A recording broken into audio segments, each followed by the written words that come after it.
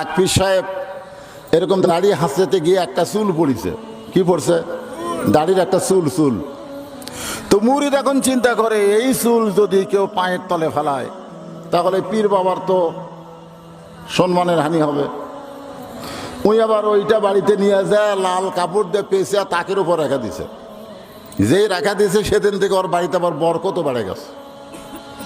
একদিন পীর সাহেব হাজার হাজার জনগণের মধ্যে ওয়াজ করতেছে, এমন সময় মুরিদ বেটা লাভ ধরে বলতেছে, আপনার আমার পীর সাহেবকে চিনেন?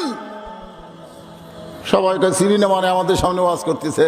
বলে এই চিনলে হবে না, ওনার একটা দাড়ির চুল আমি যত্ন করার কারণে আল্লাহ আমার বাড়িতে অনেক বরকত দিছে। যেই বলছে বরকত দিছে, সবাই বলে আমরাও চুল নিব।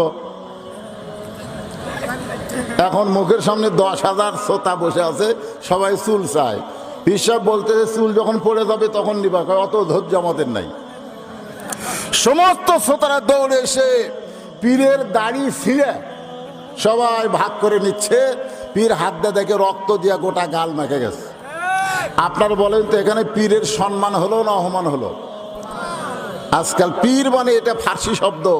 যেরকম নামাজ কিন্তু আরবি শব্দ না, রোজা কিন্তু আরবি শব্দ না, দোজক কিন্তু আরবি শব্দ না, বেহেশত কিন্তু আরবি শব্দ না। এগুলো সবই হলো ফার্সি শব্দ। পীর হচ্ছে ফার্সি, আরবি হলো শায়েক। আরবি কি? শায়েক। এখন শায়েককে আপনারা চিনেন, কিন্তু পীর বললে অ্যালার্জি শুরু হয়, কিন্তু একই অর্থ। একজন আল্লাহর বান্দা নাম হলো আব্দুল কাদের জিলানী। তিনি যখন জান্নাতুল বাকি জিয়ারত করতেছেন,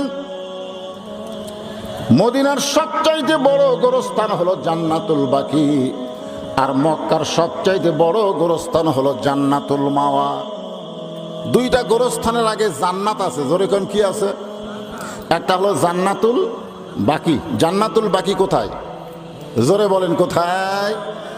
আল্লাহ নবী রওজার 500 থেকে মাত্র 250 মিটার দূরে জান্নাতুল বাকি। যেই জান্নাতুল বাকির মধ্যে কমপক্ষে 10,000 সাহাবী ঘুম পাড়তেছে। জোরে গান সুবহানাল্লাহ। কয় হাজার? 10,000 সাহাবী ঘুম পাড়তেছে। সেই জান্নাতুল বাকি জিয়ারত করতেছেন আব্দুল কাদের জিলানী রহমতুল্লাহ আলাইহি। পিছন দিক থেকে একজন মুসলমান ডাক দেয়, বলে, হুজুর আপনি চোখ বন্ধ করলে গোটা পৃথিবীর খবর বলতে পারেন। আপনি চোখ বন্ধ করে দেখেন তো জান্নাতুল বাকিতে ফাতেমার কবর কোন জায়গায়? আব্দুল কাদের জিলানী চমকে বললেন, আমি চোখ বন্ধ করলে পৃথিবীর খবর জানতে পারি, এই কথা তোমাদের কে বলল? বলে, আমাকে ধারণা। আজকে বাংলাদেশের পীর সাহেবকে নষ্ট করে মুরিদেরা। জোরে কোন কথা ঠিক কি না? আব্দুল কাদের জিলানী রহমতুল্লাহ আলাইহি বললেন, চোখ বন্ধ করলে গোটা পৃথিবীর খবর জানা গেলেও জান্নাতুল বাকির কোন জায়গায় ফাতেমার কবর এটা কোনোদিন কেউ বলতে পারবে না। সমস্ত ছাত্র বলে, হুজুর এই জান্নাতুল বাকির মধ্যে ফাতেমার কবর, কিন্তু কবরটা কোন জায়গায় কেন বলা যাবে না? আব্দুল কাদের জিলানী বললেন, ফাতেমা হলো জোহরা। ফাতেমা কি? ফাতেমা হলো জোহরা। সমস্ত মুরিদ বলে, হুজুর জোহরা মানে কি? আব্দুল কাদের বলেন, জোহরা মানে এমন একটা তথ্যবহুল আলোচনা, এই আলোচনাটা আমি মা বোনদের জন্য করতে চাই। যদি বাগমারার তালঘরিয়ার মা বোনেরা আজকের আলোচনা মনোযোগ দিয়ে শোনে, তাহলে সমস্ত মায়েরা ফাতেমার মতন চরিত্রবান হবে, ফাতেমার মতো পর্দানশী হবে।